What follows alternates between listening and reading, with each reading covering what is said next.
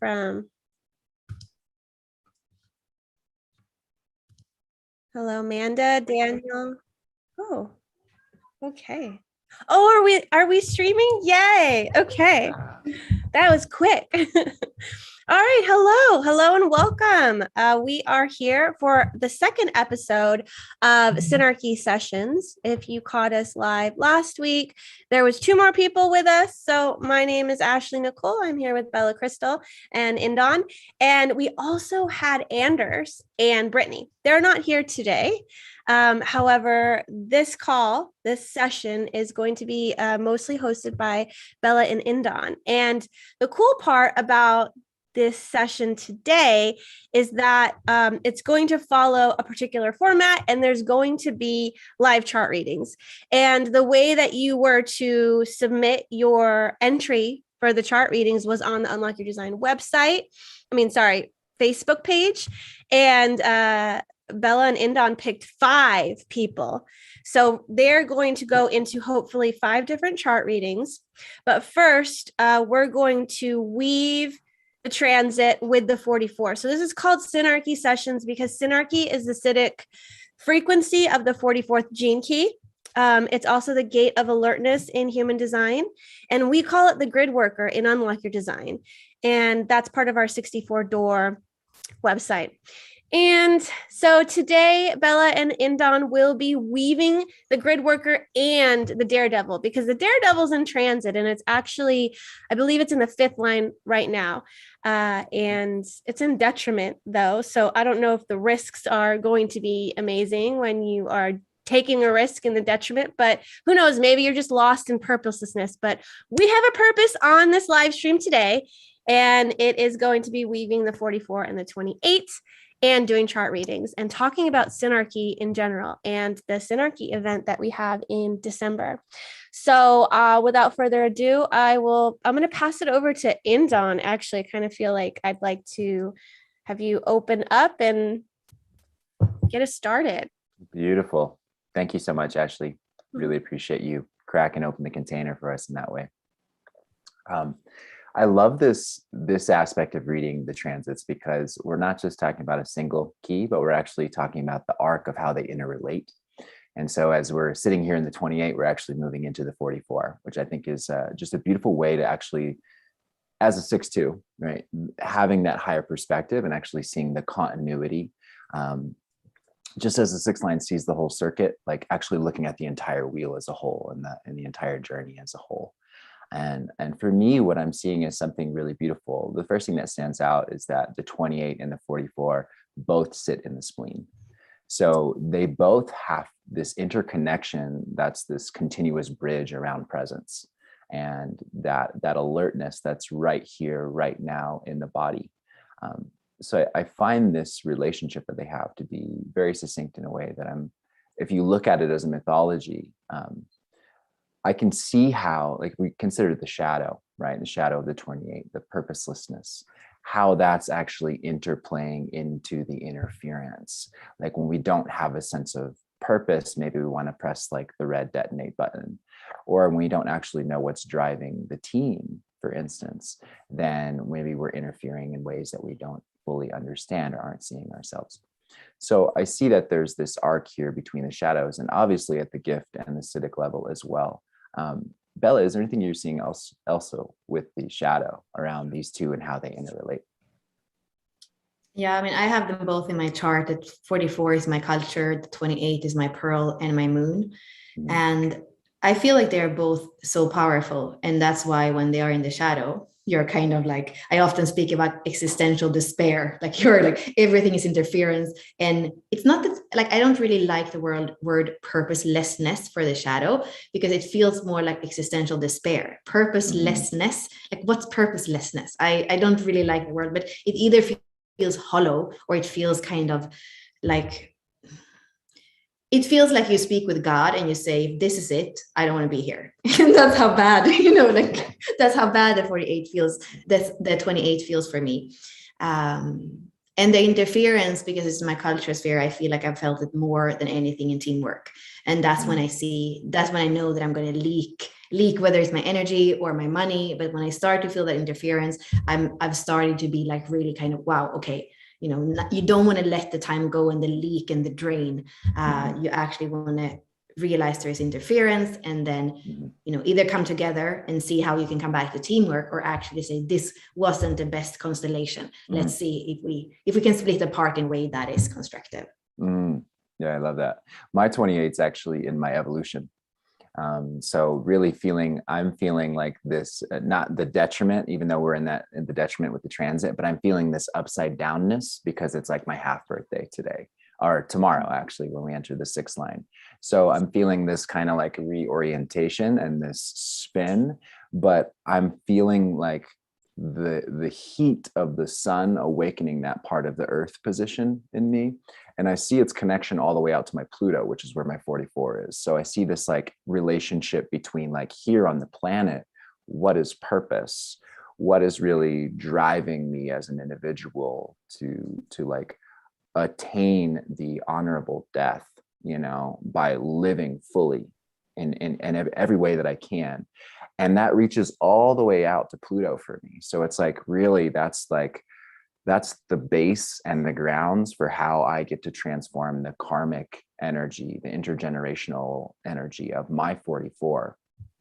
And to speak to that, like from that personal perspective, like I see that karmic pattern play out on this planet. I see how much interference is here and is present, and behind the scenes, lurking in the shadows, very Plutonian underworld, kind of vibes where like the darkness reigns. And I want to bring that like to the soil of Earth. I want to like meet the totality of that. And I want to be grounded in my approach to relating with it. And so I see this arc and that bridge between the two being really special also at the level of the gift as well. The totality and teamwork, and like teamwork is about the whole. Synarchy in a way for me is about the whole organism. So there's this totality of meeting the light and the dark of every individual there, everything that's happening inside the container and outside of the container for all the individuals, and really fully embracing that and walking with that, and not fearing, as you said, with like purposelessness, like the conversation with God, right? Well, the 28 traditionally in human design is like the fear of death. It's one of the existential fears of the spleen. It's the fear of death. And I think that that's something that actually we need to invite in and welcome when we come to work in teams. We have to invite all those small little ego deaths and ideas of like what we think the individual is going to create, so we can dissolve that and merge into the whole as we shift from that individual circuitry gate into a tribal circuitry gate. And we actually like recognize that we're there to actually share resources, and we're connected together in that experience. And it's not just of like what feels good surviving here in the body, right? And how the pressure moves into the body and how we're supposed to release that, but how that's then guided into how each tribal ego can show up through the 2644, how we can commit to surviving together on the material plane, and what it is that we're here to transmit, not just with our bodies, but as a message. Yeah, I love how Richard Rudd is speaking about the deconditioning process. It's starting in the 3rd gate in the eternal child. And then when you go to the programming partner, so you go half of the wheel in the Rave Mandala, you are at the 50. And that's when you come to this gate of equilibrium, where you have more cells in your body that are in the true self than in the not self. And the interesting thing in the mandala, like what you're speaking about, the order, we have the 50, and then we have the 28, and then we have the 44. So it's that, it's kind of that starting to live from an equilibrium of a higher frequency. And that's when we really can start to tune into what is our purpose. And I feel like, because it's a splenic gate, and it's the splenic center is all about the truth in the now. It's very instinctive. It's very physical.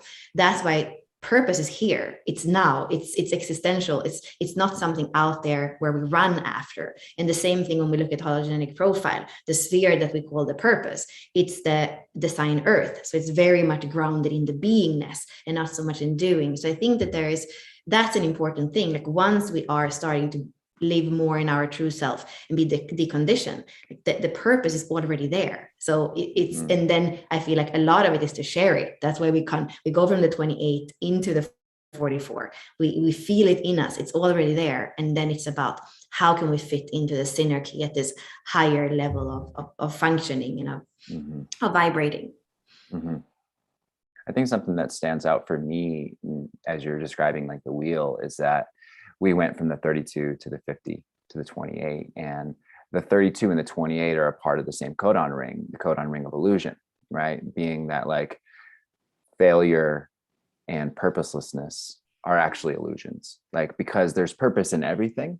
And so nothing really actually is a failure. And what I find that's so beautiful about that is that the 50 sits right in between them. So you're speaking about that arc with the 7-year cycle of deconditioning there with the 3 and the 50, is that 50 lands right smack dab in the middle of it's actually kind of concealed in these two illusions. And that's actually like hidden in between that illusion of failure and a purposelessness is actually the cosmic order, is actually the higher harmony of things. And that's like moving us then towards the Synarchy as we actually approach this upcoming transit. And it's beautiful to see how all these are nested, in Minerva, the godhead of Minerva. And that's actually like these, as we finish on the 44, we've just experienced the immortal presence of Minerva and that godhead and its teaching as the Venusian, mother goddess of goddesses. Yeah, and since I'm here and I'm a 4th line, actually we are doing on Tuesday with Unlocker Design with Katrine and Allison, we're doing a free webinar on Minerva. And I'm so excited because I have the 28, the 32, the 44 and the 50. So I can't wait. And like now I'm even more excited when you brought it up ẎnDon. Yeah. So beautiful. Ashley, do you have anything? I mean, I know you have both keys too. Is there anything that you want to add to this, or do you want us to move on more towards the chart readings? What do you feel? What's the structure? Where are we going?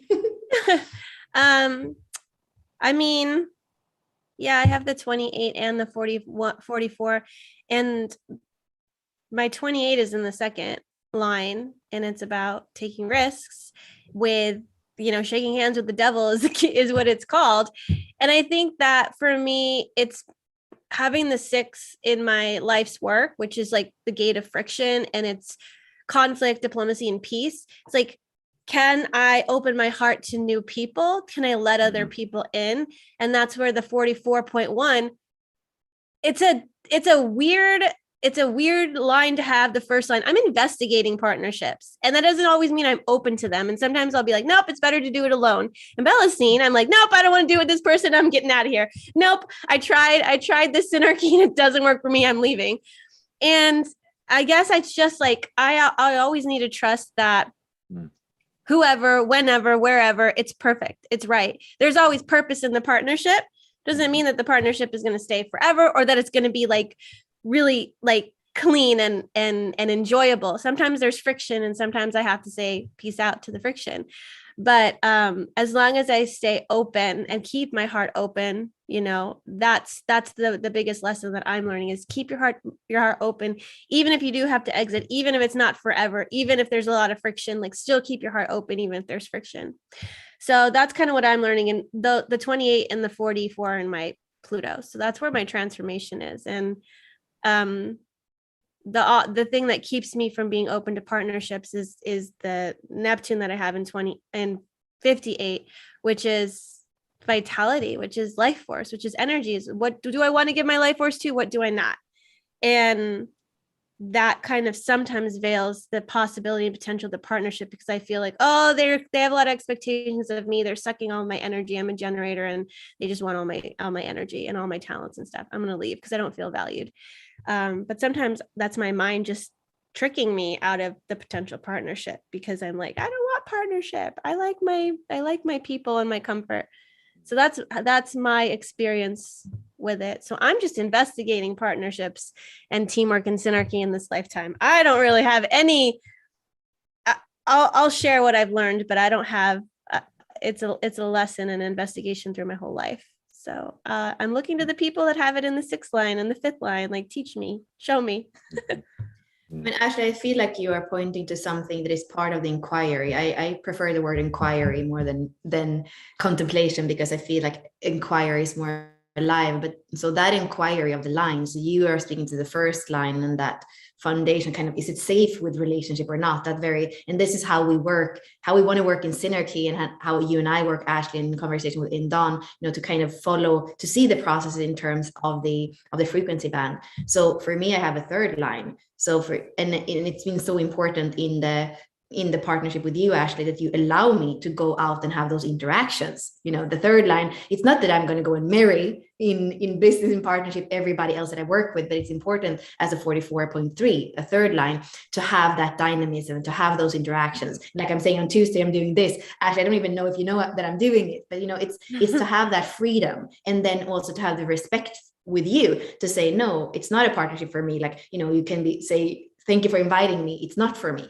And then sometimes it is for you. So I feel the inquiry about the line and what it means to have it in a certain gene key, that is so important. It's what we do with the golden path a lot, but that's something, it's always so helpful. And to understand, sometimes we have the same gene key but different lines, and then the expression of it is very, very different. Mm-hmm. Mm-hmm. Mm-hmm.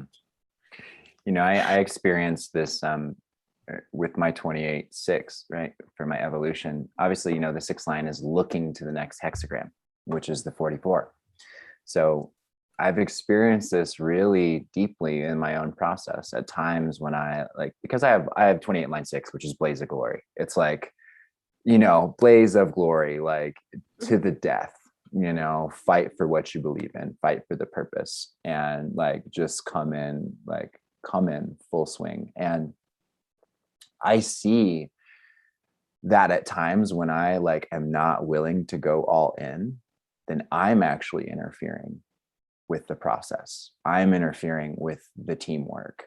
And it's so interesting having, because on the other side of my profile, I have a 2, I'm 6'2", right? So there's like this dance that I do between like going and hermiting out and being in my own little world, and then having to come out and actually having to lead and having to role model and teach and way show and carry the vision. And so I'll like oscillate between these two in my profile. One's very external, one's very internal. And like my body is needing that internal time, like to decompress. And like, man, this whole transit with the 28, like I could feel it at the beginning of the week. We had a call at the beginning of the week, and it was just like everyone hit the 28th gate in the sun. And we were just like, ooh, okay, what's going on? Like, and we were all feeling like a little bit of tension. And as I'm approaching this half birthday, I'm like, wow, you know, things that I can, for the first time, I think I've like not just like experienced that transit and noticed it, but actually like inquired a little bit deeper and like looking at the mechanics as they arc through. And I see that like when I'm not in touch with purpose and I'm not meeting the totality of like light and dark, and actually more so like meeting the dark, meeting the discomfort, meeting the things that maybe I want to avoid, because that can be one of the dilemmas there with the 28 is the avoidance, you know, and seeing what that is, and then being able to like greet that and make peace with that. And that's actually helping me like really step into the teamwork, because it's not really about me. It's like, it's the fear of the death of that step, which is beyond self, which is beyond my individuality when it comes to moving into the tribal arena with the 44. Like I'm feeling and sensing that really deeply. Like that fear of death that the 28 carries is actually a part of the process of actually becoming synarchic, becoming a synarchitect with others. Is like my small self, individual self, has to die in order to merge with the whole, in order to like surrender to being a part of something greater than myself. And that's actually, I think, how the blaze of glory supports me moving into the 44. And I carry the 44 line 4, which is interestingly the line of pandemics. The 44 line 4 is where they start, if anyone's familiar with that part of Ra's work. And then also the 44-6 on my design side. So another like bridging at the 6, which is then bridging into the next gate. So I really feel that arc, and it's really taught me a lot, particularly from the underworld piece with my Pluto being in 44, because actually as a manifester, I don't want to be on the outside anymore. I don't want to be, I always like feel this historical kind of myth with the manifester. And it's like they broke too many rules and then they got kicked out of the tribe a long time ago. And then their aura was an adaptation of having to be alone. And I'm ready to come back. And I'm ready to come back and rejoin my tribe and my people. And I know that that historical mythological death was a part of actually returning to Synarchy with others.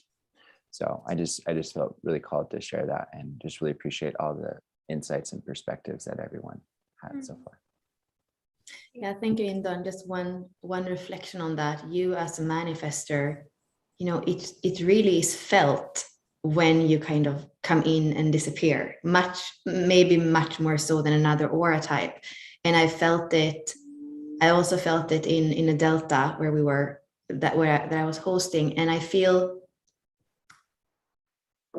yeah, I feel like that is something very human, you know, the disappointment that can be in us when the teamwork isn't completely there, when the other isn't wholeheartedly in. And I do understand that dynamic. And I remember how you had explained that, you know, this is what happens, or it's like, this is human design now. It's like, it's the mechanics. If I don't feel that the other or the others are completely in, there's just something, and probably even more for a manifester, you know, if you're not in, I'm not in. And then like, we kind of feel that you are not in more than the person from the beginning who wasn't in. So I haven't had that many manifestors that I have been able to, you know, watch, feel, observe. So I'm understanding the manifester through you and the little interactions that we've had so far. And yeah, that's interesting and powerful. Are we going to chart readings? Sure. Okay. Let's do that.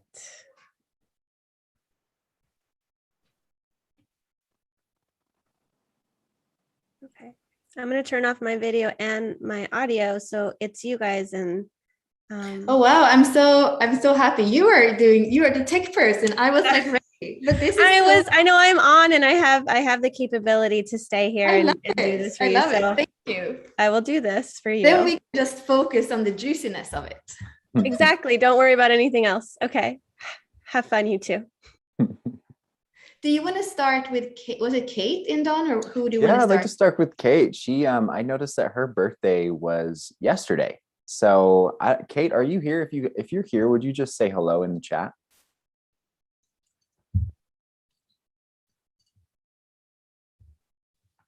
I can see the participants. I have a Katarina. No, it's probably not Katarina. Yeah, no, I don't. Kate's probably not here, so she's going to be a good surprise. Yeah.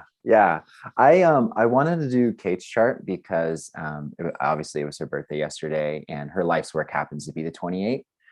So that just felt like really potent to unpack something that's like really highly charged. And yeah, she also had the 27, which is the programming partner of the 28.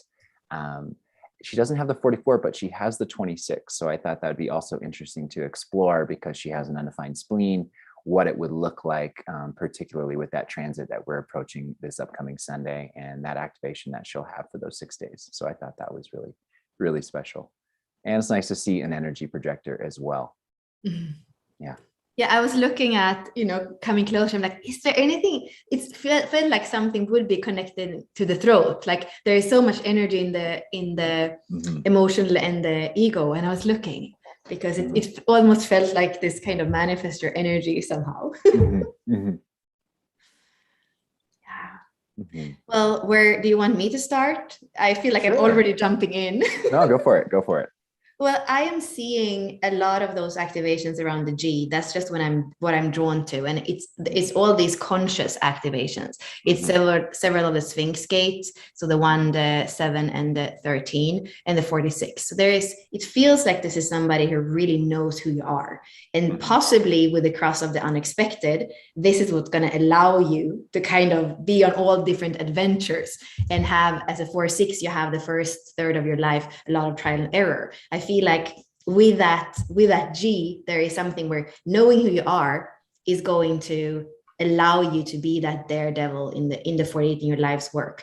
And I feel as well with the G, it feels like connecting with the people. We said you don't have the 44, but there is something here as a 4-6 where connecting with the right people is really important, and being who you are in the world. And there is something with a split that I think could be interesting, but I actually want to kind of weave back and forth with you in Don. So I'll leave it there for now. Mm-hmm. I love that. Thank you. Yeah, I think one of the things that really, just to look at it from the other side of things, is through her openness. I'm seeing that there's a lot of wisdom in her open spleen, actually, around like other people's stress, also like what drives them, and actually what kind of pressurizes them to act. So I'm seeing a lot of awareness there, and also it's like very conscious. Particularly, she's got that alignment of the 18, the 28, and the 32. So awareness around like which authorities are actually like fully there to create safety and security. Also like the 32, like understanding those that are there tribally on a tribal level, who are there to actually preserve and like take care of the whole. And I see that being like one of her superpowers as far as the potential wisdom of her open spleen. And I think that could be really valuable as a 4-6, being a 4, obviously like wanting those secure, long-lasting relationships. I see there's a lot of depth and wisdom there to actually maybe even understand more so in her body, like who carries great purpose and who can actually be an authority and who is actually there to preserve the tribe on that level. And that being something that's more sensorial on like a somatic level for her.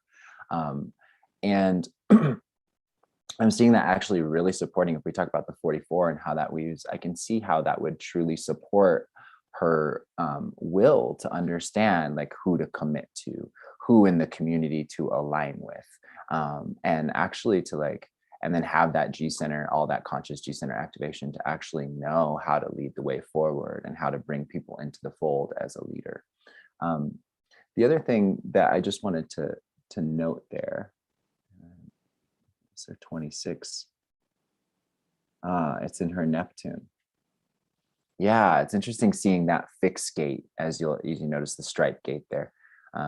It's interesting seeing that fixed gate as a 5 and a 4 in her Neptune. Particularly that 5th line projection in a Neptunian activation that can be kind of veiled from her consciousness, around like the artfulness of her ego and her ability to actually be, the 26 being the salesperson. So like there's this great capacity to sell and like hone in on what the transmission is for others. And I can see this upcoming transit where the 44 aligns in, that she'll actually have a greater wisdom around who to transmit that to, and actually the specific roles of certain people that will actually amplify that ability to activate some enterprise prosperity there, particularly if she has some products or some offerings that she really stands behind and really believes in. Yeah, I love that you're saying that. And that 26, in a way, it is the ego. It makes me look at the North Node in Leo. And that's your trajectory. You're here to be that. There is a leadership here, and there's like, you're here to bring an understanding and be on, I feel like being in that Leo energy in the stage, the lights on you. And I think when I look at the chart and I look at your pearl sequence, the other chart, what we call your core wound is the 48.2. So there might be something there where, there can be a kind of inadequacy, and maybe with the second line there, the same way we said that 26 might be veiled in some way. With the second line, there can be that part that isn't completely aware and can even be denying something. So I mean, this is intuition more than anything. I look at your IQ, and it's a 6 line. So I feel like maybe you go about things in a very logical way. You're a 4-6, you kind of have the big perspective, you have a 6 line IQ. I think you go about things in a logical way, but the way that even that 26 that is tribal, and the way that you have the intelligence, like we were saying, in the spleen, you have the openness in the root and the sacral. Like I feel like a lot of your wisdom is to come into the body and not just being in the logic. The 48 is deep in the body. The 46, which is your pearl, it's even more deep in the sense that it's the temple. It is your body. It is the pleasure and the acceptance of being here in physical form.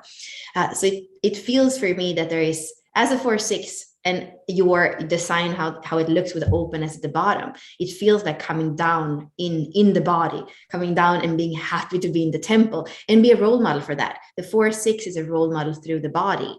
That the 6 line is in the body. So that's really your role modeling, how you move through the world. And your essence is to be here. And Richard Rudd speaks about eating mangoes naked on a field in Hawaii with the 46. So there is something very, very beautiful and very juicy. But it might take some of that healing of inadequacy or not wanting to feel that deeply into the form, which is the core wound or the vocation, the 48.2. Another thing that I'm seeing is the direct relationship between the attraction sphere and the culture.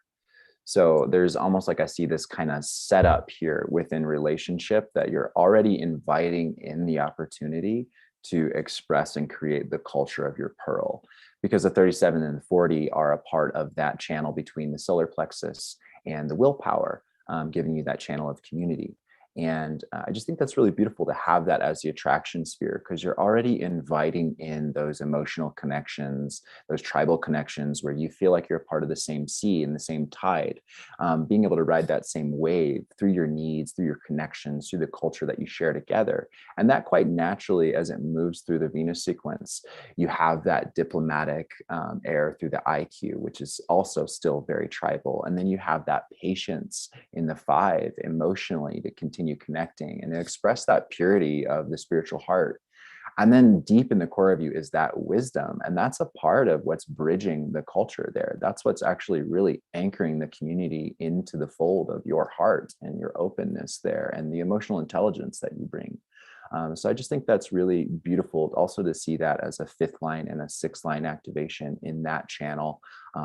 There's obviously like that the wisdom of the 6, but also there's that very practical nature of the 5 with the 37, that people are really looking to you and really trusting the emotional intelligence there and very attracted to it, you know. And then what naturally gets to come out is that higher expression, that resolving, resounding ego intelligence that is not the lower, lesser ego, but the higher divine ego that is actually there to express the higher will of the tribe.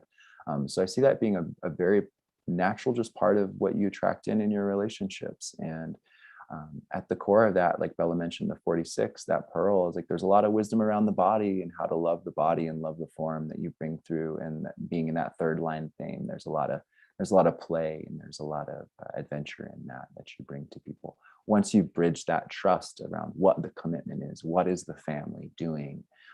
And because you have those skills with the Venus sequence, obviously knowing how to bring peace to others, knowing how to cultivate the patience, knowing how to bring in purity and share your wisdom. It really just feels like it really sets you up for a really wholesome kind of success and prosperity that is full of wonder and adventure and ecstasy.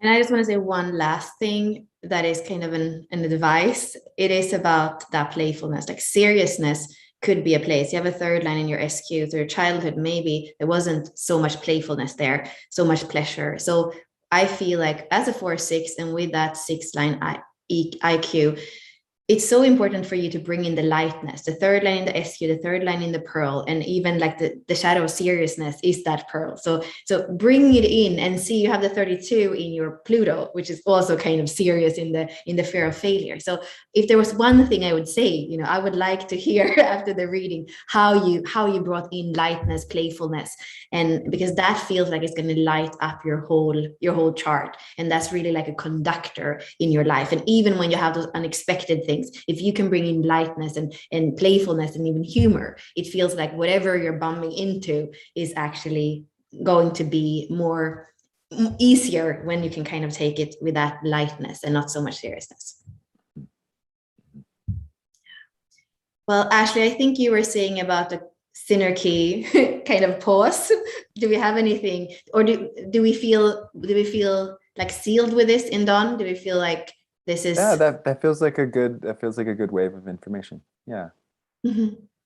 I think this would be a good time for us to share with people that are on the call, to share a little bit more about Synarchy, an event that's coming up. We're going to get back to another reading and keep going through these waves of these charts. But what's really beautiful about, I think, what we're sharing here today is this is a little taste of what we're creating in December. And the Synarchy event that we are bringing to this community is something that is inviting all of us to come bring our gifts. And so just to kind of share just briefly, anybody that's out there, whether you're brand new to human design or the Gene Keys, or you're just like an avid enthusiast, you really love these systems, they've helped you, they've supported you, or maybe you're a coach, maybe you already have a business. What we're creating is actually a container for every level of inquiry, every level of expertise to come together in an in-aura experience together and not only learn about these systems, but actually learn how to embody the practices that actually can integrate this wisdom into the form. And that's what's, I think, lacking in a lot of ways, is what are the other tools and modalities that actually can effectively integrate this information and give us the tools that we need. For instance, if the reading we just did, this woman has an open spleen, right? She can really feel and sense the immune systems, the security, comfort level of other people, and if they're feeling safe or secure or not, right? So being able to share tools that can actually help move through the fears that are arising, that are being amplified from others, ways to actually life hack and like drop the body back into security and safety. These types of tools are what we really want to share at this event. And so this is really just an invitation to everyone out there that maybe you have a skill, a practice, something that you've unlocked alongside Gene Keys or human design or astrology that has really truly helped you embody. And this is something that you want to bring to the greater community, and you want to share your shard in the Synarchy, in this beautiful tapestry, this crystal that we are actually piecing back together. If you have that and you want to bring that, we totally invite you to check out the website and go fill out one of the collaborator forms if you want to bring something to the event. And really, there's so much space and the evolutionary process of what this is, that we're actually truly just welcoming the participation of those that feel truly inspired to come be a part of this. Bella, is there more that you would like to share with others about this as well?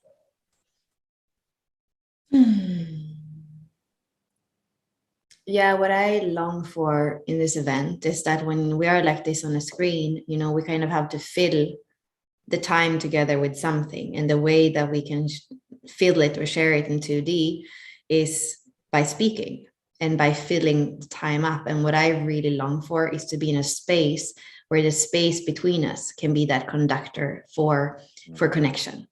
And I realize now how much I've missed that for the past few years.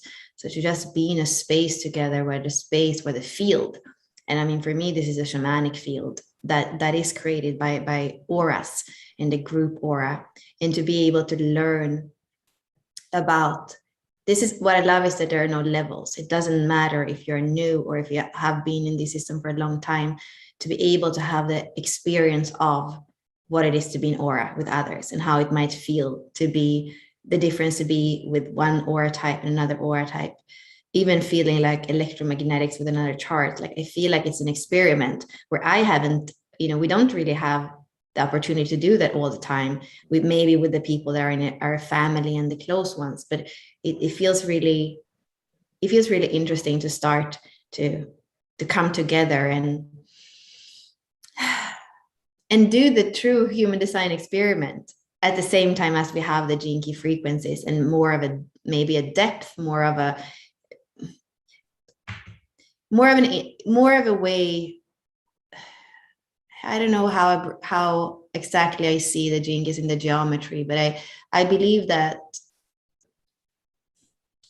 the way the frequency band works is just another level where the way that the Gene Keys have allowed me to understand my human design and not just look at striding authority and not self. It's very valuable. And that's what I feel that we're sitting here and you see us having the human design chart next to the gene key chart. And we really seamlessly go between them because it's the same transmission with two different tones or two different voices. And that's also where to be in a place in a community where you don't have to be together with the human design people or the gene key people, and you can't mention gene keys when you post the same text in a human design group and the other way around. Like I'm a little bit tired of not just being able to be of service to these two transmissions that for me is one transmission. That feels important. Yeah, the teamwork between the two. I think that's a big part of this, is like calling in the synarchy of all systems.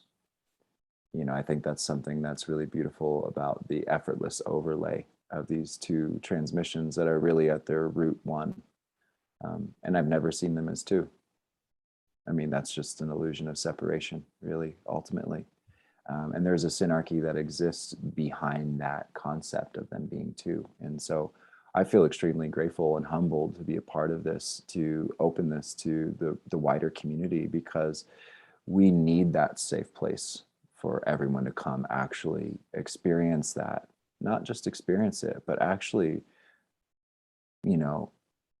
inscribe that declaration of synarchy upon our hearts, that they can be one, and that we are striving to work as one, and to not just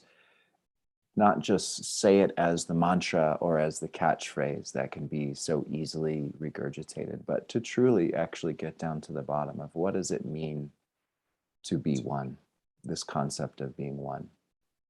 And how can we do that in the 3D? Not just being one by spirit and one by soul and one by the nature of consciousness, but how do we do that in the form? And I think that's really a code that's worthy of cracking these days, because the planet needs synarchy more than ever. We need each other in this birth canal that we're moving through right now. And that's a big part of what we've created here, is an opportunity for all these different designs and variations and characteristics of humans to be present and to be welcome and to be whole and to be included. Yeah, I feel like the exploration, the inquiry never stops. Like before, when I was trying to look at the geometry of human design and gene keys just like 5 minutes ago, I see that it's changing all the time. Often before you've heard me said that the human design is more structured and masculine and the gene keys are more poetic and feminine.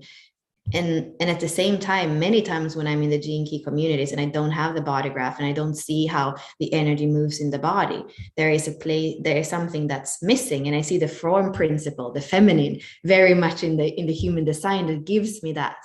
So I feel like this way of coming together is going to accelerate all these insights of like the geometry and how we see the systems. And it's taking us out from that fixedness of this is the way it is, which I can feel in those communities. This is the way it is. And that's because the founder said that, or that's because, I did this training. No, like I don't say that I'm an expert. I'm a student of these systems. And if I can do it in aura with other people, I feel like we're going to come much more closer to something that feels true to me than somebody deciding that this is the way we do it. Mm-hmm. Yeah, and I would venture to say that there are hidden codes that we have yet to unlock. And I think this is something that Richard has spoken to as well, is that there's certain things that can't happen unless certain auric geometries come together. And I think that's something that I'm ready to experiment with. That I'm ready to actually test the waters there. And I think that's something that we have to create space for in this evolutionary process, and to not do that by chance, not by happenstance, or just a great third line kind of bumping into that form. I'd like to do that consciously with our community and actually create the space to explore what that really looks like and see what arises, because I know there's hidden sequences. There's hidden sequences that await us. There's hidden transoric forms that we're ready to explore. And so I'm really excited to to really discover that with all of you as a student as well. Yeah, so what about looking at our manifestor chart from manifestor to manifestor? Ingrid. Ingrid. Yeah, Ashley, would you pull it up for us?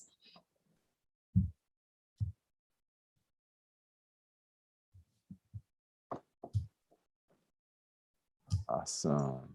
Why don't you start, ẎnDon? I feel like this is your My this is tarot yours. chart. Beautiful. Well, first off, what I'm noticing is this is a splenic manifestor, or you could say a splenic ego manifestor, depending on how technical you want to get.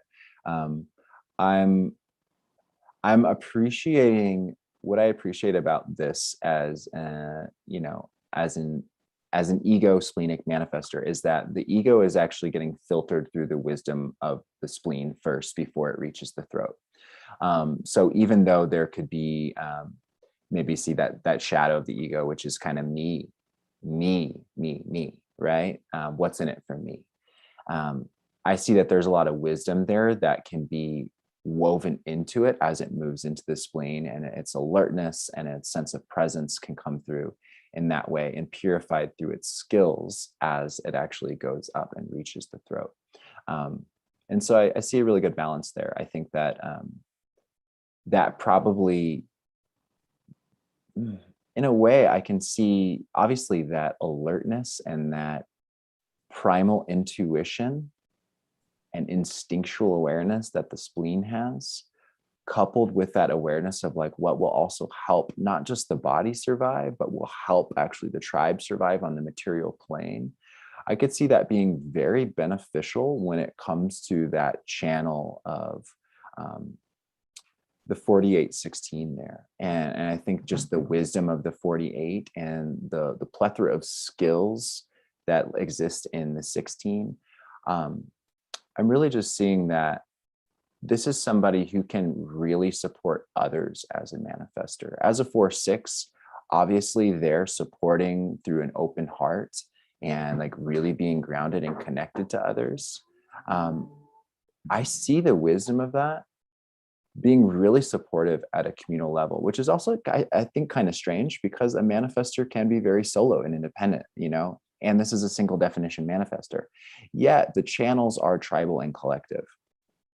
So I can see there's like this bridge there where when Ingrid can really have that deep peace as an individual and apply that process as a fourth line of like coming back to self and then going to meet other, that when there's a lot of peace that's cultivated there on the individual level, then there is a lot of power now that's available to be expressed and communicated and shared.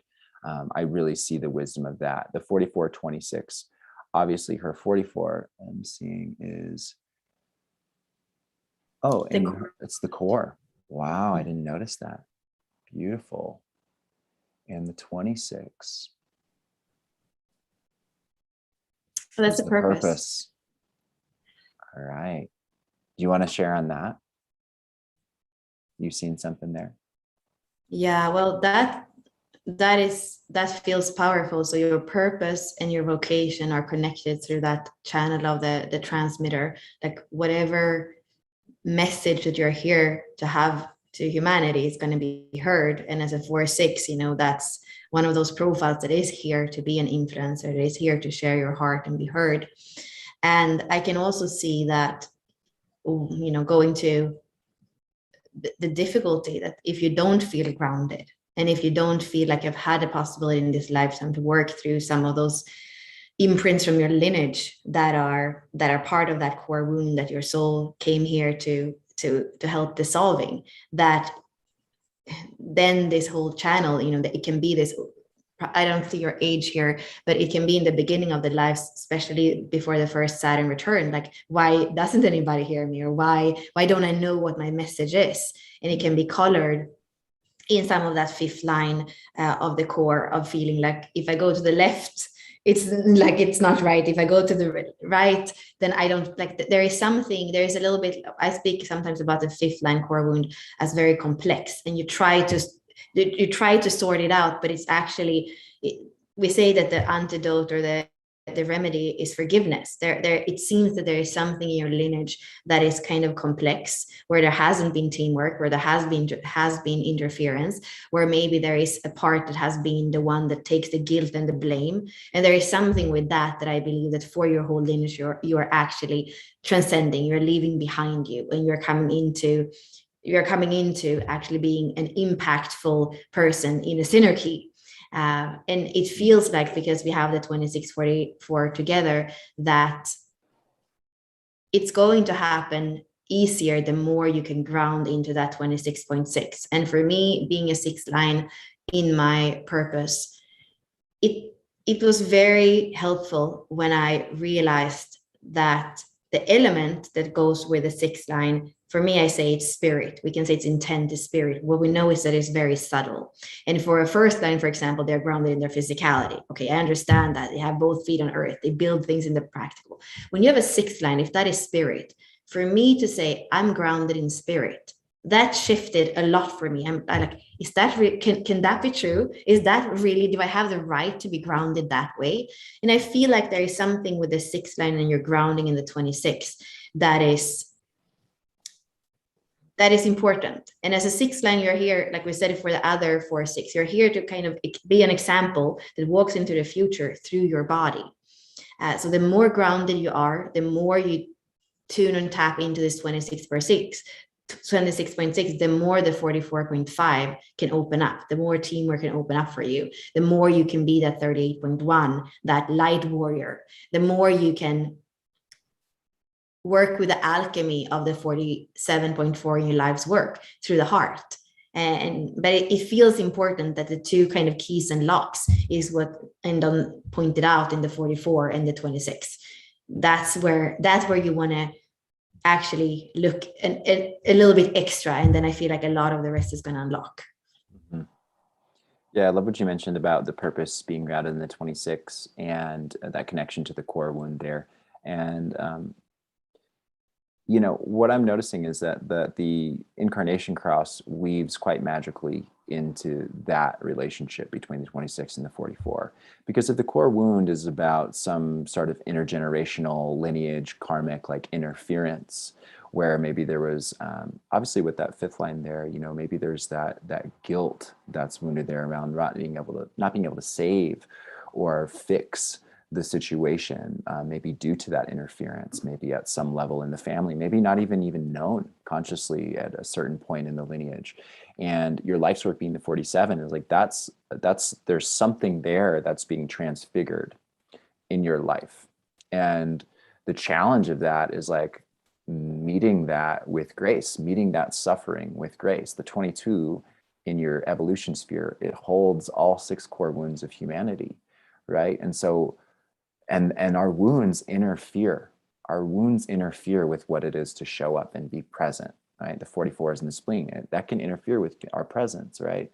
And that's a big part of your evolution, is like, that's how you're grounding that transfiguration process, the light of the sun there.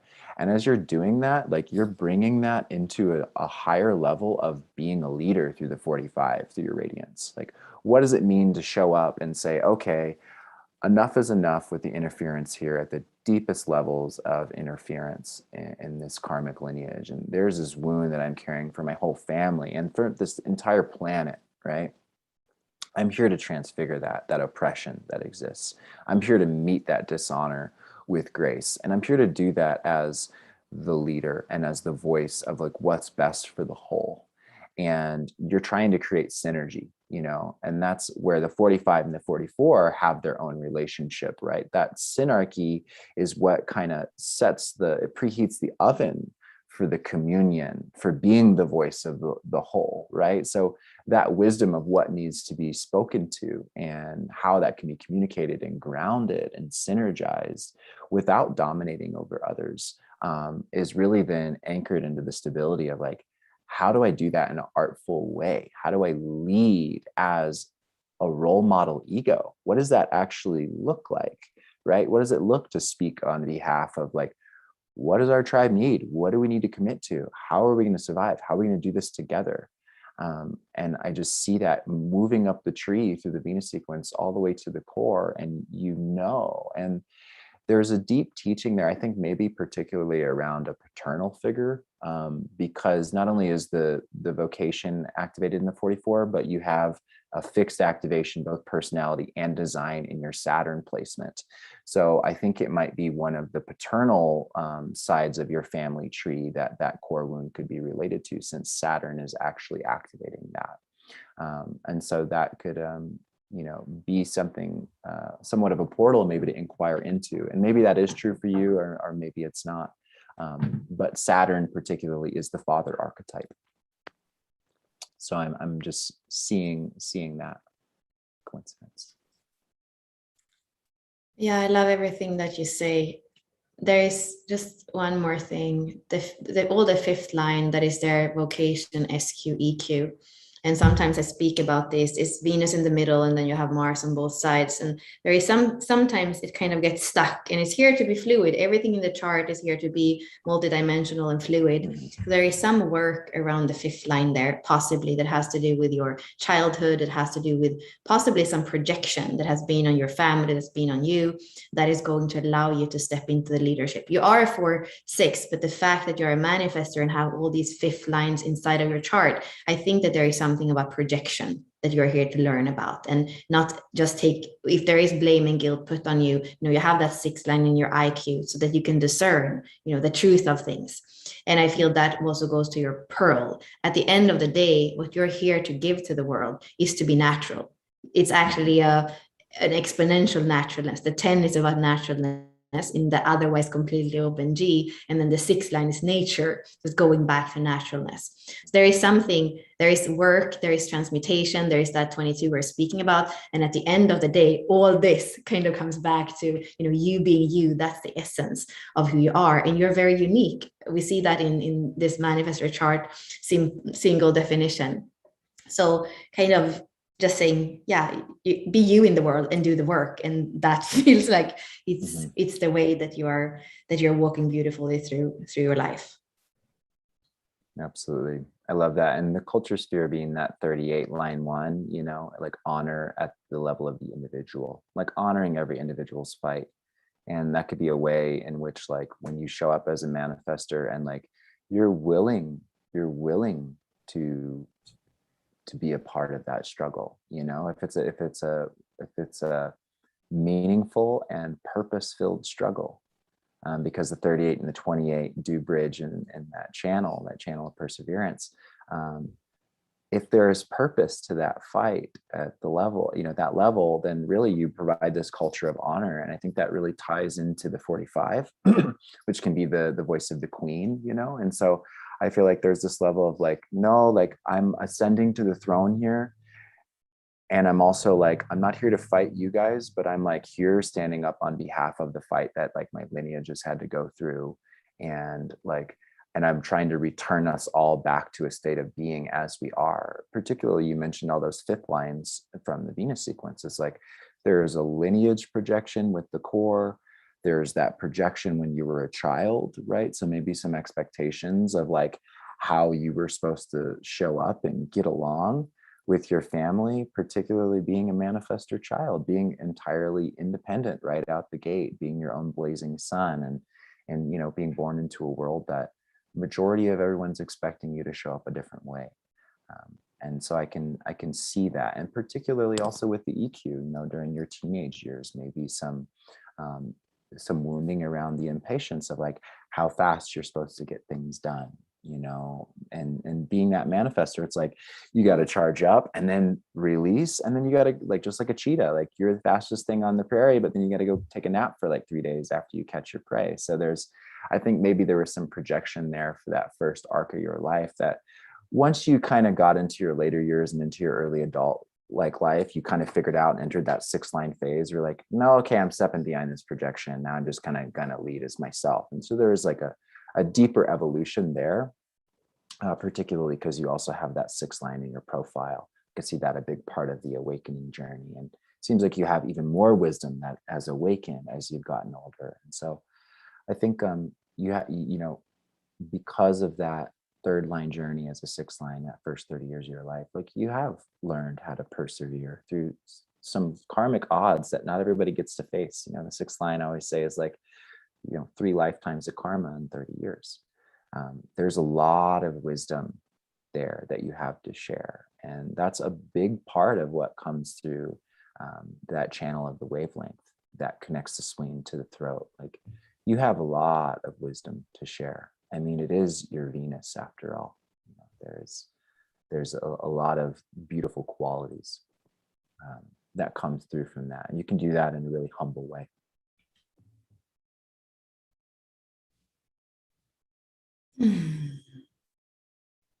Last thing I notice is that your Pluto is in 50. So you contain the whole codon group of the Illuminati with the 44 and the 50. So your core also being connected to the furthest reaches in Pluto there, also bringing equilibrium and harmony at the cosmic intergenerational level. So thank you for the good work that you're doing.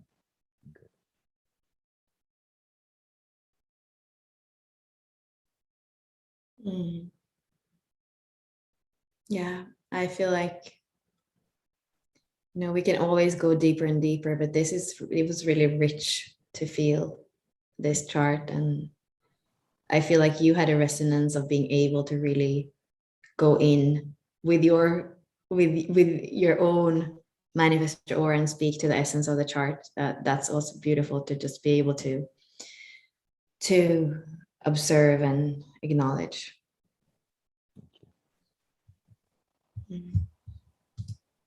So do we have, well, we are 1 hour now. Do we have anything we want to say about Synarchy? And do we have time for one more chart, or how do you feel, ẎnDon? I think we could share a little bit more about the event, and then if we're feeling inspired and we're feeling peppy, we can do a third chart. We did we did a projector chart, manifestor chart. Maybe we could do a generating chart. I'm totally open to it. Yeah. So what else can we say about Synarchy or about the event? What feels? Well, one of the things I'd like to share that I think is what is really setting us apart from other events is that we've actually curated the entire event to follow the transits. So the first day is all about line 1, and we'll actually be in a line 1 transit in the 11 line 1. So there's this really, and we're in the 11, so it's all about light. It's from the codon ring of light. And so we're actually like bringing through the wisdom that cannot be expressed with words. It cannot be, you know, rationalized or expressed in logic through charts. It's actually the living light that will be infusing us through the journey of the Synarchy convergence. And so I think that's just something that I feel deeply within myself. I have a Gene Key 5 vocation, which is all about timelessness, and it's all about the cycles and the seasons and the patterns. And what really inspired me in this creation process was to actually have the event follow the stars. So it's not mental, it's actually energetic. Like, you're getting the transmission of the first line, whether you understood anything from the classes or not, you're receiving it. And that's actually the thing that aids you in the infusion and in the opening and the imbibing of what the line 1 is. So each day is actually going to follow all those themes. And, you know, because of that resonance, we get to explore the elements each of the days. We get to explore the physiology of the body on each of those days, and really build, not just on an individual level, but communally, this foundation of this wisdom. And what does it mean to marry these systems together? And there's gonna be, I honestly think there's gonna be so much insight that comes through, not just us, but everyone that's there. I feel like everybody that is meant to be there, that's on that fractal, is gonna be bringing something so entirely unique to the geometry of what we get to explore together, that there's gonna be things awakening and revealing themselves that none of us actually anticipated. And I think because we can ride the cosmic wave of the stellar forces, that is only going to support us through the journey. And one of the things I feel really excited about is that we get to journey through the galactic center during this event. And so we're actually not just, we're not just going to have the classes, but we're going to have these embodiment practices and group exercises and dance and really sharing our talents and our wisdom. And when we travel through the Galactic Center, we're actually going to be holding a beautiful ceremony together. And we're actually going to deepen into the wisdom of what that is beyond words. And I just really feel like that is something potent to do as a community. How many astrology communities, human design communities, Gene Keys communities are actually living the wisdom with these calendrical systems in a way where like we're returning to the way of life when we lived in absolute alignment with time? And so for me, that's the most exciting thing. I think that's the most unique part about this journey that we get to share together, is to journey through the center together. Yeah, and there's something with the 28 and the 11 that I actually wrote about it just a few days ago.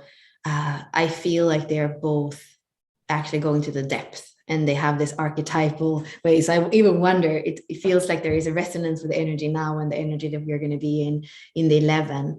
And I feel like maybe the 28 goes deep into the Scorpio depth of it, and it's a little bit darker. The 11 is a Sagittarius energy, right? So it's a little bit different in light and obscurity there. But yeah, it feels like it couldn't be a better place. And also the codon ring of light. So I feel like in that darkest week of the year, and I'm Swedish, so of course I've lived darkness on my skin in that sense of when you wake up in the morning, it's dark, you have a few hours of daylight, and then in the early afternoon, it's dark again. And I think one of the reasons why I've decided to move to the other side of the world is that light was so important for me. And I think that this is to meet in the darkest week of the year. There's just something magical with that.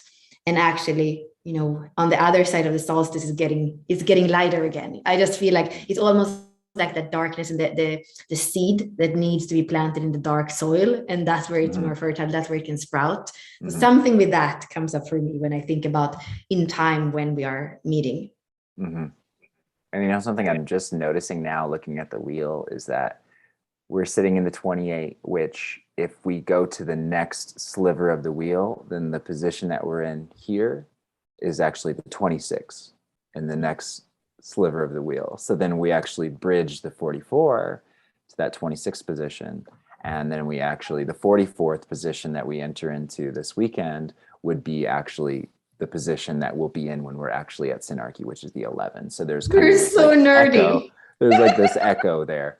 And it's exciting to get to journey through Prometheus. I mean, that's where we'll be with the bringer of fire through the journey of Synarchy. So I'm really excited to feel the fire of everyone's hearts and wisdom, and to maybe even humbly invite and ask the gods to share a new fire with us, and a communal fire, the fire of Synarchy that we get to actually carry inside of our hearts, not just at Synarchy, but beyond. And that's something that we're really excited to really create through this journey, is something that we can take beyond this event and actually bring this into a greater embodiment and a much larger perfection that we can continue to share as we move forward in this planetary arc, in this journey through the stars. Yeah, somehow this feels like even a soft start in a way. It's not like we have planned it for months and months and months. It's like, it's this start, this planting the seed, and see, like we said last week, who can be there this time. But it's not like, okay, it happened and then we're never going to speak about it. I hope that you and I and Ashley and Anders and Brittany, that we're going to be online with the community in between, so that that event bridges to the next place, and that there are different places in the world. And this is so much the 44. It is the grid worker. And Adela, who is an astrologer that we work with in Unlock Your Design, she says it's a karmic cleaner. So, the grid worker that cleans karma so that we can all live at a higher frequency. That 44 in the codon ring with the 50, like we have said, that codon ring of the Illuminati. And that's the way that is a way when we create this grid, and when we meet each other in different formations, and we have the higher values together, and we embody them. Like that's how we create a new world, a new way of living. Mhm. What's the archetype for the 50 that you guys have? We call it the maestro because it's that invisible, you know, it's all about the harmonics, it's all about the music, but it's, yeah, it's, I mean, I love the maestro for the 50. That's beautiful. Yeah, really feeling the grid worker, and I'm excited to continue working the grid as we take this above and beyond in the digital grid and in the physical grid together. Yeah, so maybe we want to do a generator chart. Should we? I feel Sure. I feel like generous with my time. Sure, let's do it. I'm into it. Ashley, hopefully your kids are gonna get dinner, even if we are playing here. Beautiful. Okay. And I believe you're on the call. Awesome. Can she unmute herself and maybe share her name? Maybe say hello and where you're tuning in from. I can allow her to speak. Let's see. Participants. Permit to talk. Okay, Ashley's already doing it, I think. Yeah, you can speak if you want to say something. Say hello and hi, yes. Yes. Hello, thank you. Yeah. Can you pronounce your name? Is it like is it a given name? Is it a chosen name? Yeah. No, it's a given name. So my name's Trin. It's just a silent H. Trin. Trin. Okay. Yes. Hi, sister. Where are you tuning in from? Sydney. Oh, beautiful. Thanks for joining us today. Super appreciate Is it super early in the morning for you? No, it's actually 10:15 in the morning here. So it was actually fantastic. Right on. And that's why. So Saturday morning here. So it's fantastic. Awesome. Great. Beautiful. I feel like we have a radio show now. Like this is even more fun. My four line is like super happy. Like suddenly it became a radio show. I love your 44 is sitting in the Uranus 44-6, which I think is very beautiful. Like the thing about the 44 that I love, particularly from the 6 line perspective, is that it bridges to the 1. And so I think that there's something beautiful about like behind all of creation and behind, the 1 being the creative heaven. What precedes that is the all, is Synarchy itself. Like Synarchy exists so creation can actually embody. So I just think that's just like really beautiful with that 6 line perspective, bridging then to the 1. And it's in your Uranus position. So, for me, it's like Uranus has also that very Promethean energy where it's like that shock, that lightning, that like plasma fire that the gods come and bring you. And that is like that force of awakening that moves your life into this massive expansion. So I think that there's a really big bridge there for you, particularly if we're talking about prosperity. Like there is a lot of like instantaneous like up leveling there, particularly when you can find your fractal and you can find the people that you really vibe with and work well with, and particularly that you can be a role model for, because it is a 6 line. So where, your vision is welcome and invited in and really held with a lot of care, there is a lot of growth and expansion for you in that Uranus placement. The 26 as well that I'm seeing is in your Neptune. Is anywhere else? No, but it's in your Neptune. And what's interesting is I'm noticing you have 26, 27, and 28. So you have that little strand. If you're thinking of it linearly, you have that awareness around the artfulness. I have 29 as well. And you have 29. Yeah, it's beautiful. Like seeing that arc is like, there's the artfulness of the ego, right? There's the altruism within, how you generate and respond to life.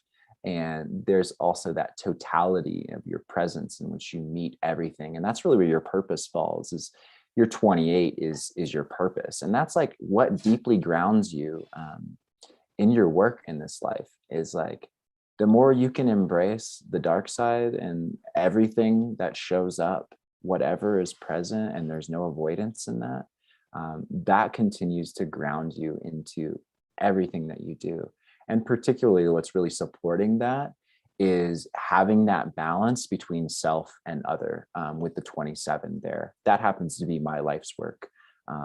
So like I noticed that dance within myself is like, I'm trying to live in the city and I'm trying to be as selfless as possible. And then my cup gets like half empty.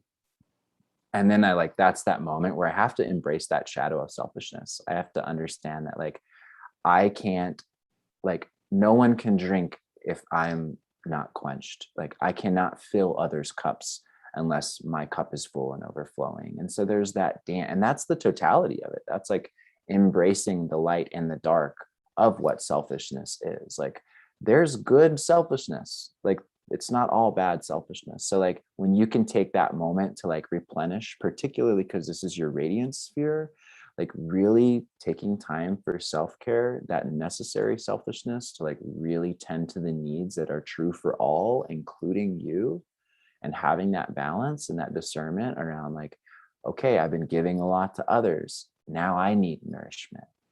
Like, where's my nourishment tank at? Am I pretty low? Okay, like I need to take that space and tend to my vitality, because that's really what the radiance is about. It's your vitality, it's your health. You know, that's the inner sun, that's the inner light. And if that light is feeling dim, then it's a lot harder to meet the totality of everything and feel a sense of greater purpose. So I think that's really stabilizing there for your core. Yeah, I look at the human design chart and I'm like, wow, what a powerful design. I mean, it's everything, like everything in the middle pillar is connected, and you have a lot of activation in the sacral, and then both the 15-5 and the 46-29 from between the G and the sacral. And for me, this is the energy circulation, where you can take energy as a generator and you can circulate it, you can sublimate it up to your heart, to your direction, to who you are, to what you are here to, how you're here to dance in the world. And that's what I feel like. You're a 2-4, you're a leader, you have the 31 in the life's work and in the vocation, a natural leader. Like, you're kind of just born like that. You don't need to investigate, you don't need to like do it's, there's a naturalness of that leadership. And we see from those two centers that are connected, then from the G to the throat, it's also connected in that individual channel of the 1-8, and then we see between the throat and the ajna, the 17 and the 62. I mean, I would love to kind of have you in my team because of this.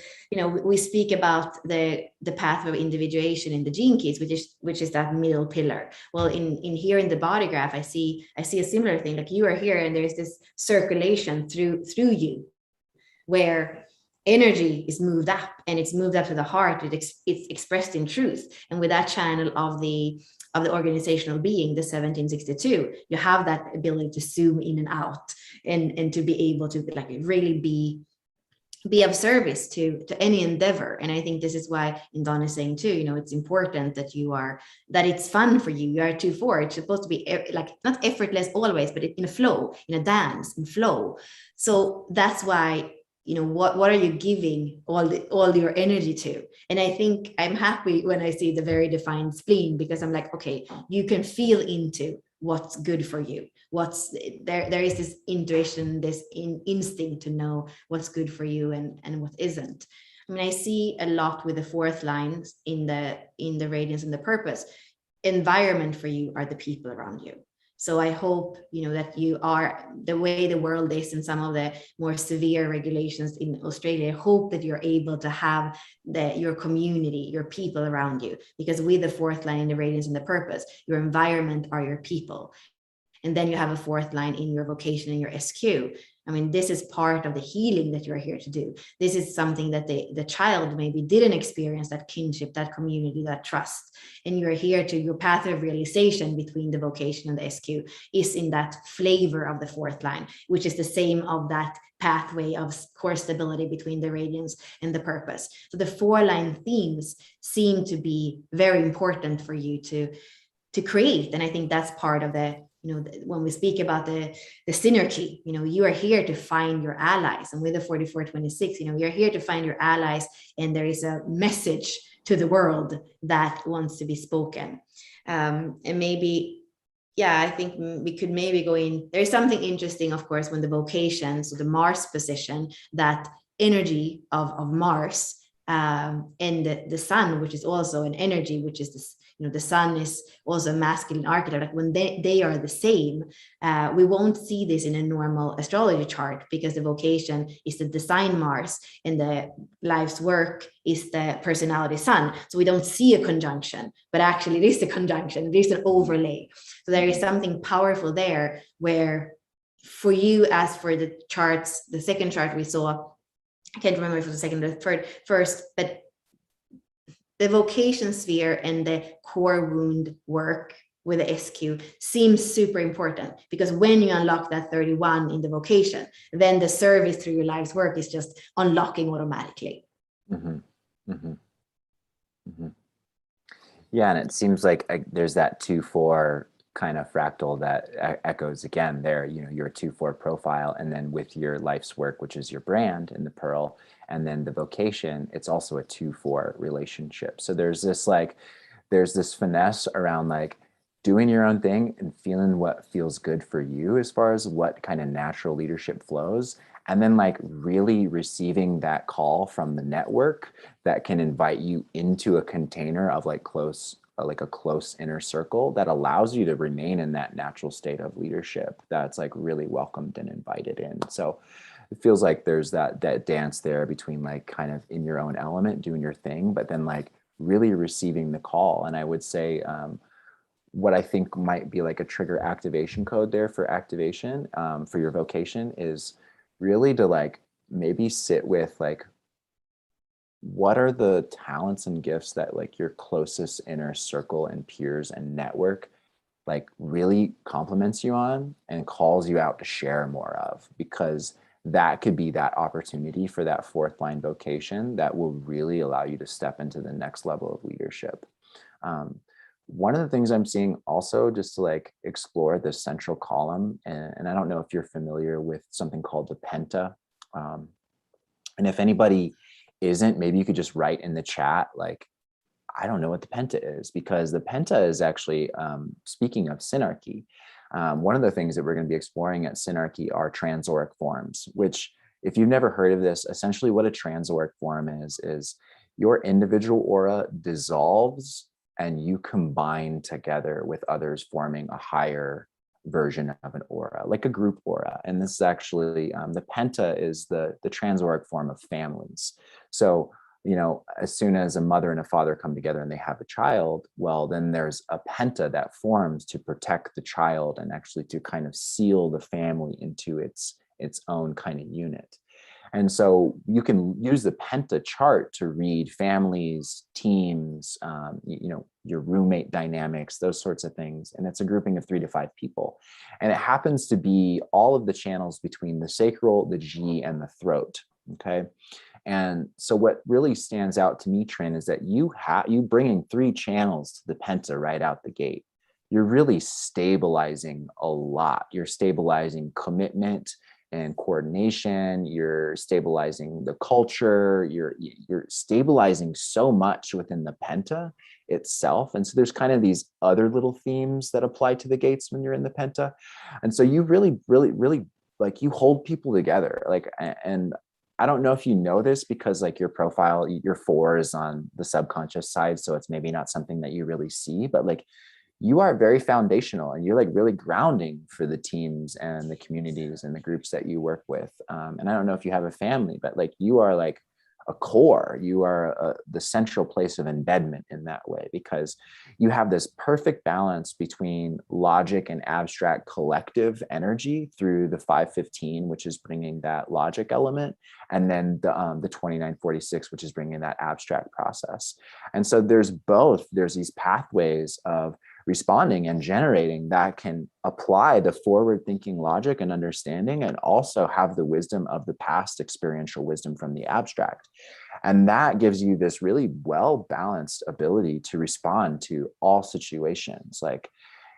And then you have that central individual theme through the 1-8 that allows you to be a creative role model, which allows you to understand how the collective does it, and embracing and synthesizing both sides of the coin for the collective.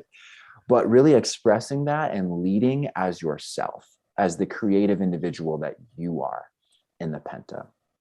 So I just see that being really beautiful. And what falls into that is also your 31, your life's work and your vocation also falls into the Penta.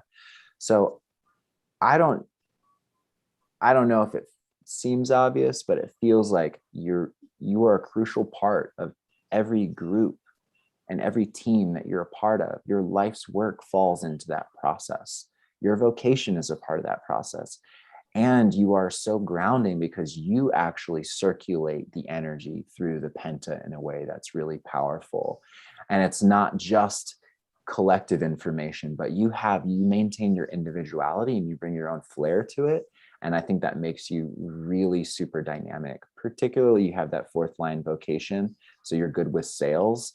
And the 1/8 is also really good at like highlighting not just its own individuality, but also like the individual like expression and flair of others. So with that sales element, you can really be that like amazing,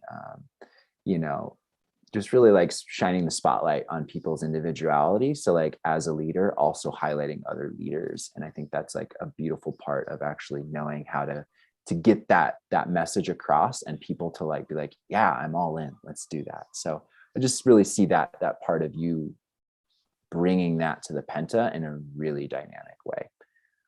As Bella shared, like that central column is just dialed in.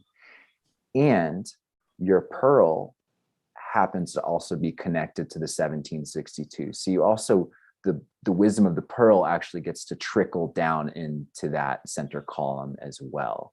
So you just, and your culture is the 15, which happens to be connected to that 515, the channel of rhythm. I mean, it's just like all these channels are connected into that place where the pearl and the Venus are kind of meeting together. You have the 8 and the SQ. So it's like all these channels are not insignificant. They're all deeply And the 29 woven. is the sphere of relating in the star pearl. So even the 29, part of the Penta, part of the star pearl, which is part of that Merkaba that is, kind of developing in the harmony sequence after the pearl. So come and collaborate with us. I feel a bit of a wow, like my mind is blown actually. Because, I think that's because of the 28 being in my purpose and always trying to, find my purpose, look for my purpose. And I have just done the activation retreat. And then I have decided as of yesterday to join the Pearl retreat as well.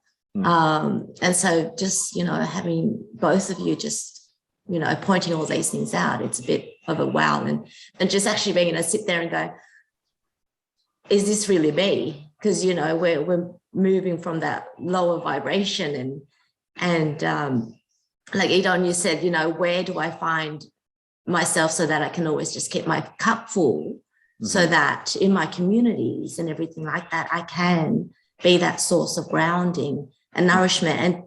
And my actual profession is I'm a pharmacist. So you can understand what it's been like in this last 18 months.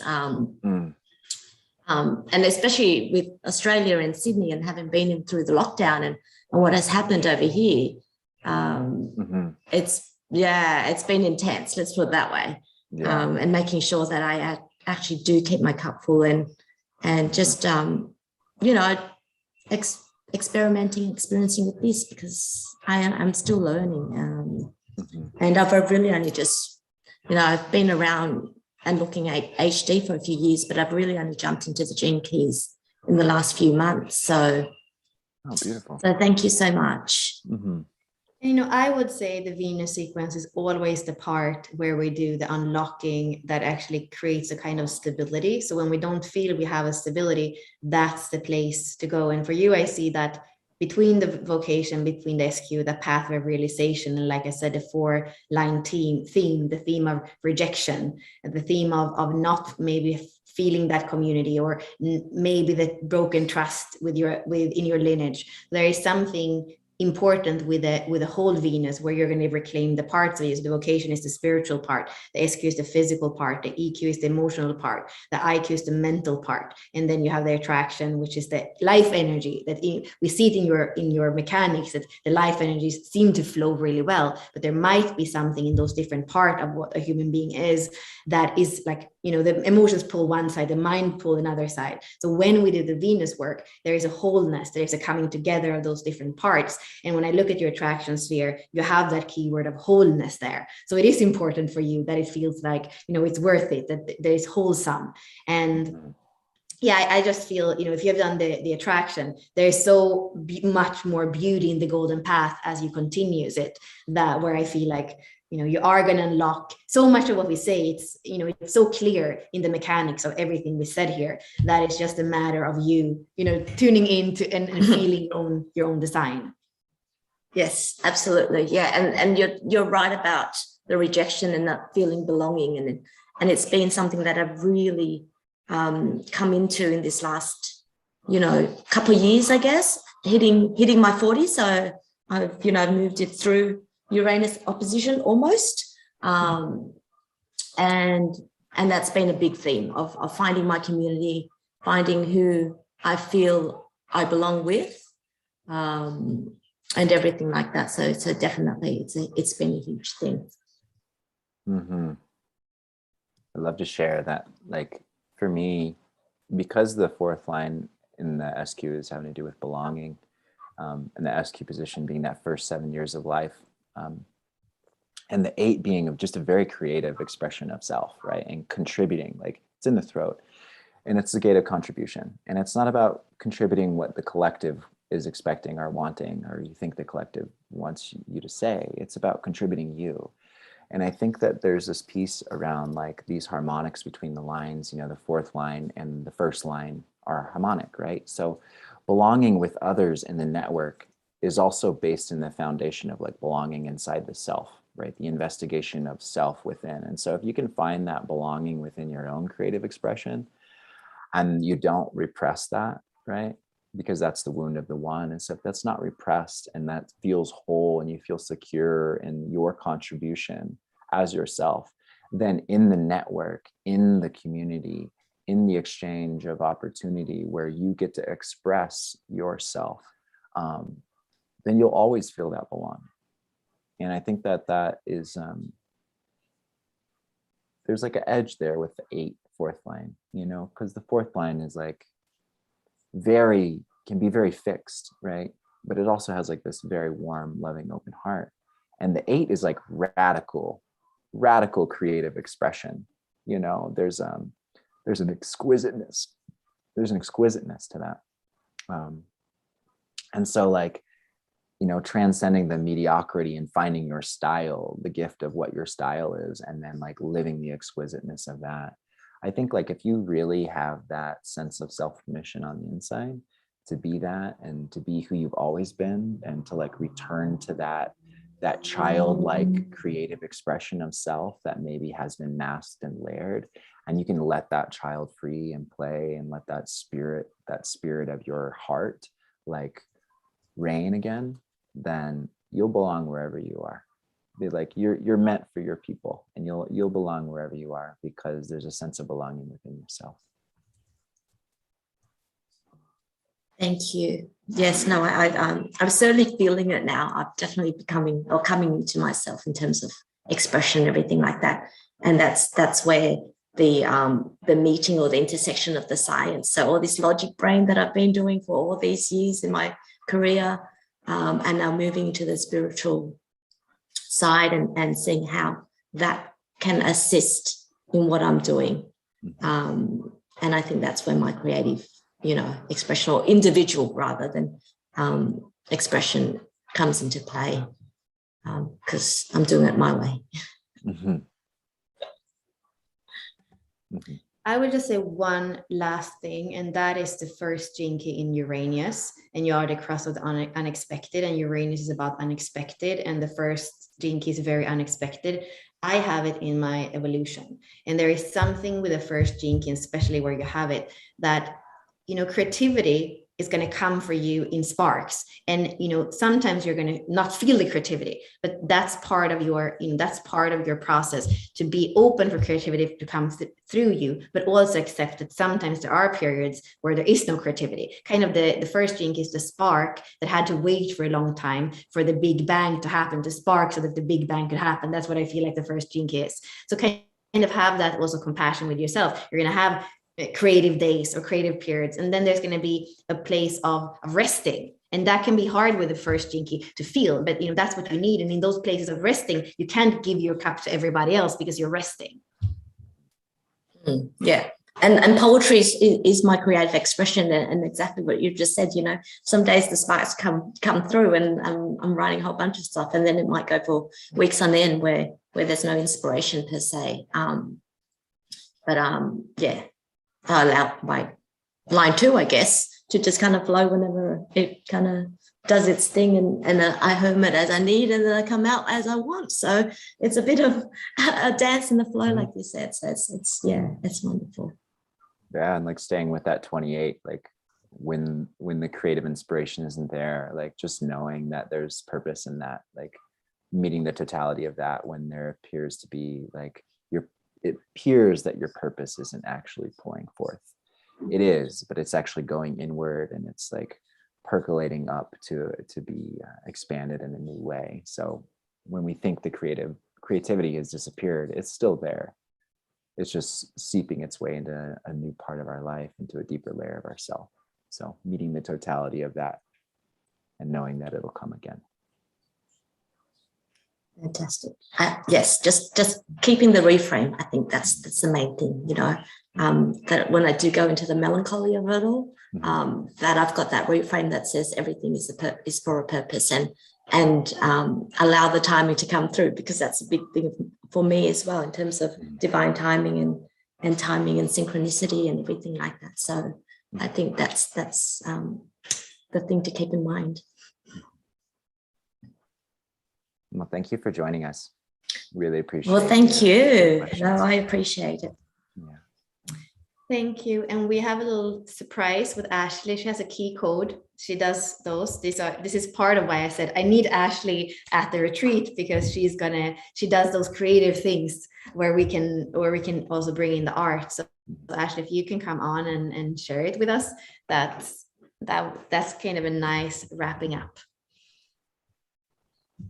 Great job, you two. And thank you everyone who was here and participating, and who stayed on this long too. We appreciate your time. We appreciate your presence. And I want to make sure too that I say, please sign up for notifications from our Synarky Sessions. This is our new limited series that we're doing with Bella and ẎnDon. So if you sign up for that, you'll get notified when we put up the post that says, if you want to have chart readings, so that you can get in there and make sure that you are in the running for that. And obviously it's not realistic to do 5 in one time. We were kind of a little bit ambitious here, but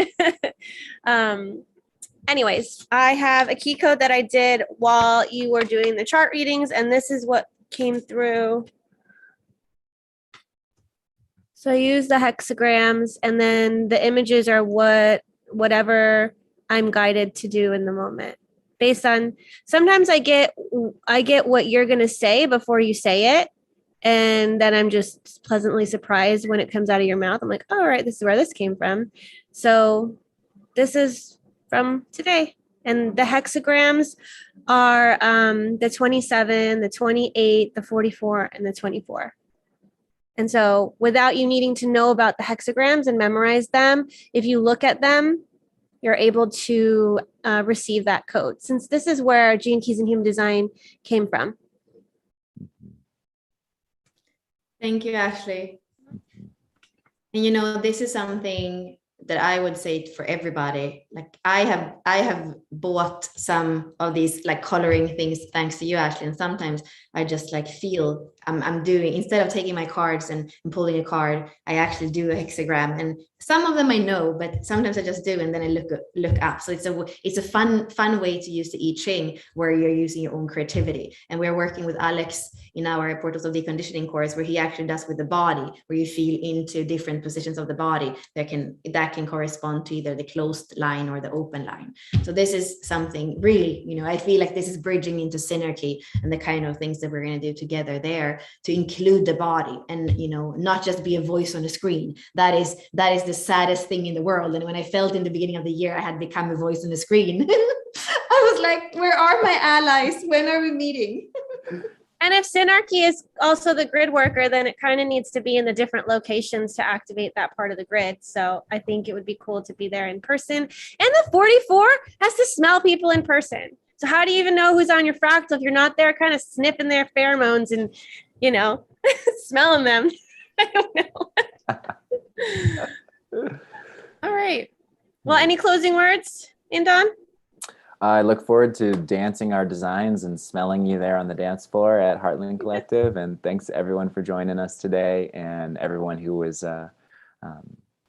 so gracious enough to post their charts and let us do a little impromptu reading, just totally on the fly, totally blind, getting just to hop right into it, and just really love the energy. And it was just beautiful to see almost everybody who's here was here the entire time. So thank you all for just taking this time to be with us and to feel this excitement and this electricity of this event that's moving through us.